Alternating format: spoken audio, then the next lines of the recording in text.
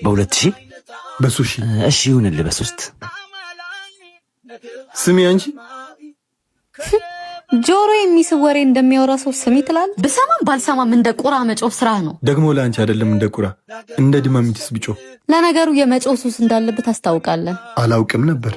ታዲያ ለማገገመ ነገር አትወስጂ። የአባትሽ ቤት ቢሆንም ይመቸኛል። ቅር ይለዋል ብለሽ እንዳታስቢ።